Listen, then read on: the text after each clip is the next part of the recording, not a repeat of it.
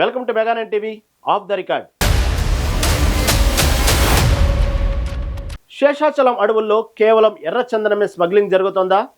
ఈ పేరుతో అరుదైన జంతువుల వేట కొనసాగుతోందా? రెడ్ శాండిల్ స్మగ్లింగ్ పేరుతో అధికారులను తప్పుదోవ పట్టిస్తున్నారా?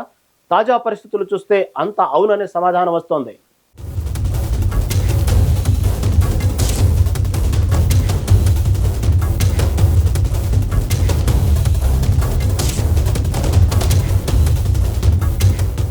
శేషాచలం అటవీ ప్రాంతంలో తిరుమల క్షేత్రం అంతర్భాగంగా ఉంది. తిరుపతి, చిత్తూరు, కడప జిల్లాతో పాటు నెల్లూరు జిల్లాలో కొంత భాగం శేషాచలం అటవీ ప్రాంతం ఉంది. శ్రీవారు కొలవైన శేషాచలం అటవీ ప్రాంతం అరుదైన వృక్ష జంతు సంపదకు నిలయంగా ఉంది. ఇలాంటి అడవుల్లో మాత్రమే లభించే ఎర్రచందనం వృక్షాలకు అంతర్జాతీయ మార్కెట్లో మంచి గిరాకీ ఉంది. వాటిని స్మగ్లర్లు కొల్లగొట్టకుండా సంరక్షించడం కోసం రాష్ట్ర ప్రభుత్వం ప్రత్యేకంగా టాస్క్ ఫోర్స్ ఏర్పాటు చేసింది. అయితే టాస్క్ ఫోర్స్ కళ్లుగప్పి ఎర్రచందనం మాటున వేటగాళ్లు వన్యప్రాణులను కూడా వేటాడుతున్నారన్న అనుమానాలు వస్తున్నాయి. ఎందుకంటే శేషాచలం అడవుల్లో పుసుగు పిల్లి, బంగారు బల్లి, ఎలుక జింక, 4 కొమ్ముల జింక, కొండగొర్రె, ఎలుగుబంటి, చిరుతపులి, ఏనుగులకు ఆవాసంగా ఉంది. ఇవి ఇప్పుడు వేటగాళ్లకు టార్గెట్ అవుతున్నాయి.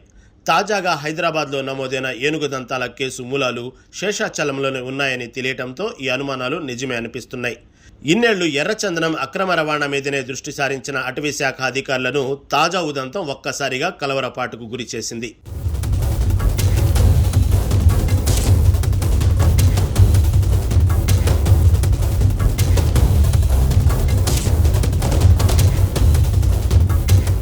కోట్లు విలువ చేసే ఏనుగు దంతాల అక్రమ రవాణాకు శేషాచలంలో ఎప్పుడో బీజం పడిందని తాజా ఘటన నేపథ్యంలో వెలుగులోకి వచ్చింది.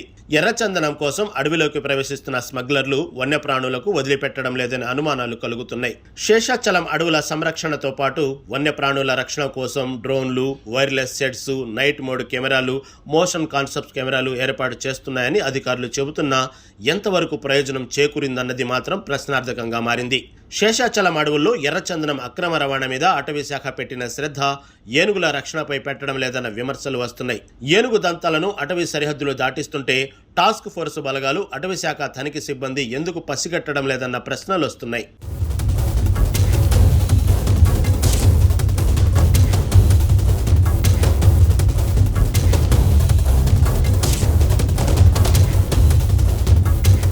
ఇక ఏనుగు దంతాలను తరలిస్తూ పట్టుబడ్డ డ్రైవర్ ప్రసాద్ అన్నమయ్య జిల్లా రాయచోటికి చెందిన వ్యక్తి. ఎర్రచందనం స్మగ్లింగ్ చేస్తూ ఫిబ్రవరిలో టాస్క్ ఫోర్స్ పోలీసులకు చిక్కి జైలుకు కూడా వెళ్లాడు. కొన్ని రోజుల క్రితం హైదరాబాద్ బస్సులో ప్రయాణిస్తున్న అతని దగ్గర ఏనుగు దంతాలు లభించడం సంచలనం కలిగించింది. తమిళనాడు, కర్ణాటక సరిహద్దుల్లోని అడవుల్లో గంధపు చెక్కల స్మగ్లర్ వీరప్పన్ హయాంలో ఏనుగులను చంపి వాటి దంతాలను స్మగ్లింగ్ చేసేవారు. ఆ తర్వాత తెలుగు రాష్ట్రాల్లో ఎక్కడా ఏనుగులను వేటాడి చంపిన దాఖలాలు లేవు. తాజాగా ప్రసాద్ దగ్గర పట్టుబడ్డ ఏనుగు దంతాలు ఎక్కడి నుంచి వచ్చాయనే ప్రశ్నకు సమాధానం దొరకడం లేదు.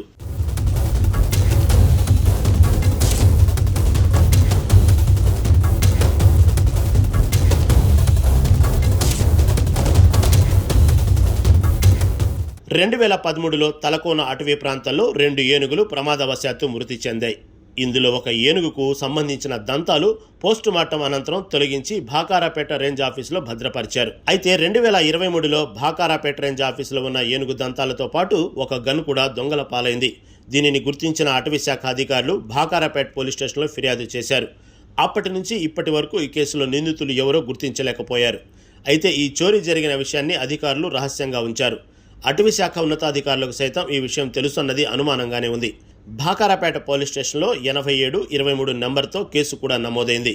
దాదాపు 1.5 సంవత్సరం తర్వాత భాకారాపేట రేంజ్ ఆఫీసులో అదృశ్యమైన దంతాలు, హైదరాబాద్లో పట్టుబడ్డ దంతాలు ఒకటేనేమోనన్న అనుమానంతో అటవీ శాఖ అధికారులు గుబులు మొదలైంది. ఏనుగు దంతాలు, గన్ మాయం కావడంతో బయటకు చెప్పుకుంటే పరువు పోతుందని అటవీ శాఖ అధికారులు భయపడ్డారు.